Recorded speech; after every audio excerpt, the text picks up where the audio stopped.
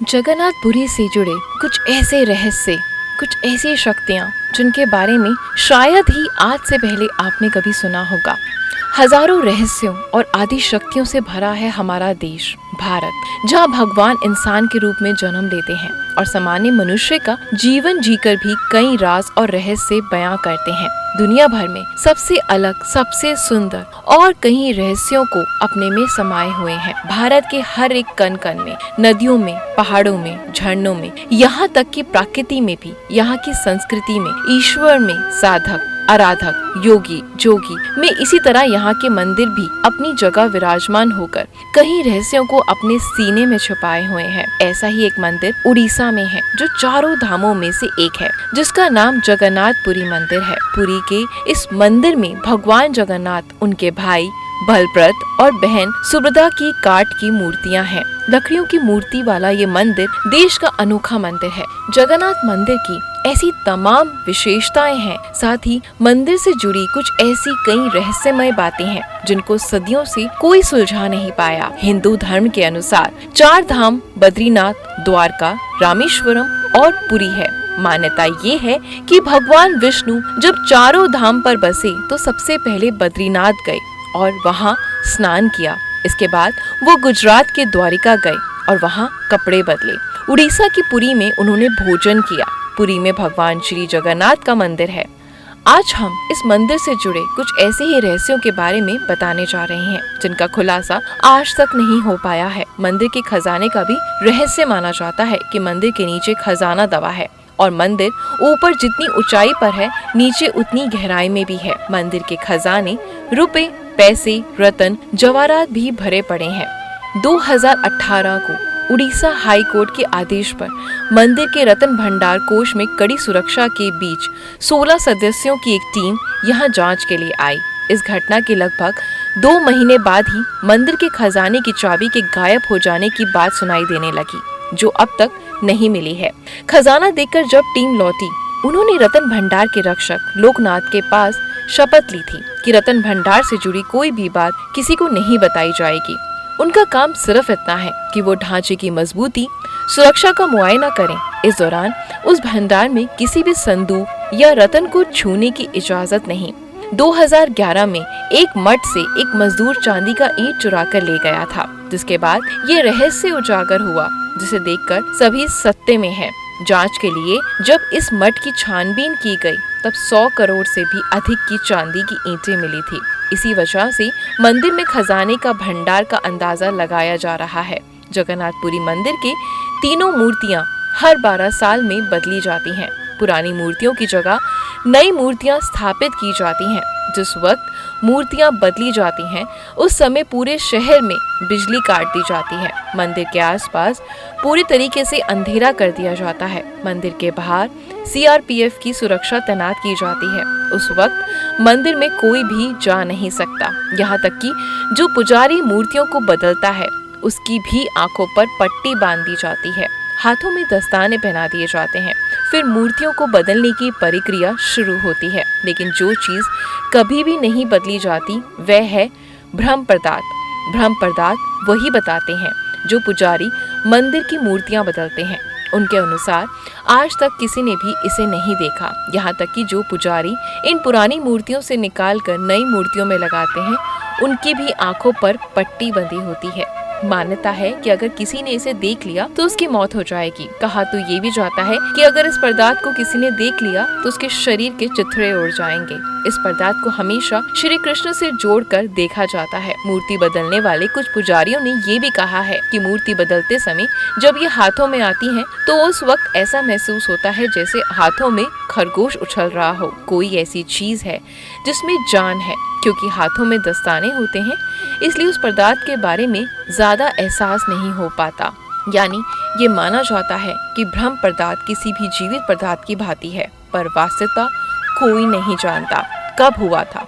इस रहस्यमय मंदिर का निर्माण, इसके बनने के पीछे भी एक रहस्य है, क्योंकि पूरा मंदिर ही रहस्यों से भरा हुआ है।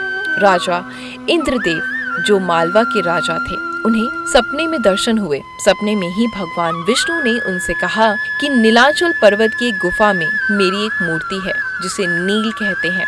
तुम एक मंदिर बनवाओ और उसमें मेरी ये मूर्ति स्थापित करवा दो। राजा ने नीलांचल पर्वत की खोज करवाई, पर सब्र कबीले के लोग नील माधव की पूजा किया करते थे। राजा के सेवक ने वहाँ से मूर्ति चुराकर राजा को दी थी। इस चोरी से नील माधव बहुत दुखी हुए, इसलिए पुनः उसी गुफा में चले गए, परंतु राजा से ये वादा किया कि वो एक दिन जरूर लौटेंगे। उससे पहले राजा उनके लिए एक विशाल मंदिर बनवाएंगे। राजा ने मंदिर का निर्माण कार्य तो करवा दिया। जैसे ही मंदिर पूरा बनकर तैयार हुआ, उन्होंने नील माधव से विराजमान होने के लिए कहा। तब नील माधव ने कहा, समुद्र में तैरते हुए लकड़ी के एक बड़े टुकड़े को लाओ और मेरी मूर्ति बनवाओ। ये लकड़ी द्वारका से तैरकर पूरी आएगी। राजा ने उस लकड़ी के टुकड़े को ढूंढ तो लिया, पर सब लोग मिलकर भी उसे उठा ना पाए। तब राजा ने सब्र कबीले के मुखिया से कहा। ताली, जो कबीला नील माधव के सबसे बड़े भक्त थे, उस मुखिया ने एक ही हाथ में उस लकड़ी को उठाया और मंदिर में लाकर रख दिया। ये देखकर सभी लोग हैरान हो गए। अब लकड़ी से मूर्ति बनाने की बारी आई, परंतु एक से एक कुशल कारीगर भी उस लकड़ी पर एक भी हथौड़ा चला नहीं पाए। तब भगवान विश्वकर्मा वेश बदल कर आए और उन्होंने राजा से कहा, वो नील माधव मूर्ति तो बना देंगे, पर उनकी एक शर्त है। वो 21 दिन में और अकेले ही मूर्ति बनाएंगे। उनकी शर्त मान ली गई। राजा की रानी अपनी जिज्ञासा को रोक नहीं पाई और रानी के कहने पर राजा ने मंदिर का दरवाजा खोलने का आदेश दे दिया।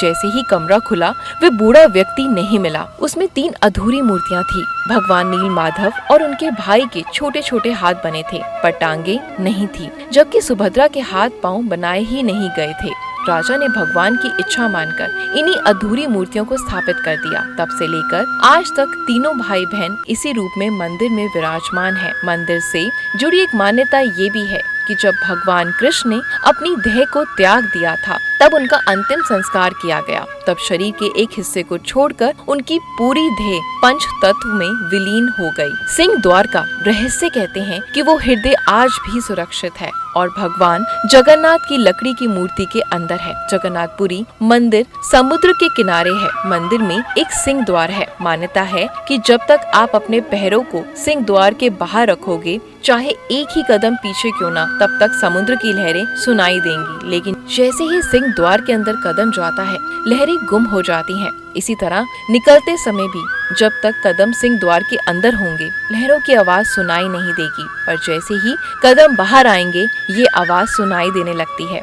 और ये भी कहा जाता है कि सिंह द्वार के बाहर चिताओं के जलने की गंध आती है, पर जैसे ही सिंह द्वार के अंदर कदम रखो तो ये गंध भी दूर हो जाती है। मंदिर की रसोई का रहस्य क्या है कि जगन्नाथ मंदिर दुनिया की सबसे बड़ी रसोई है।